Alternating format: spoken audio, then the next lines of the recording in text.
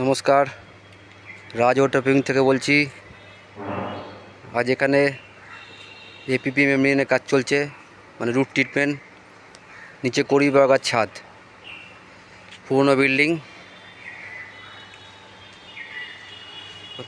এখানে আগে পকেট, যেখান দিয়ে রেন ওয়াটার জায়গায় মুখ মেরে নেওয়া হচ্ছে, মানে কাজ করে নেওয়া হচ্ছে আলাদা করে মাল কেটে, সিট কেটে। 3টে রেন ওয়াটারের জায়গা আছে।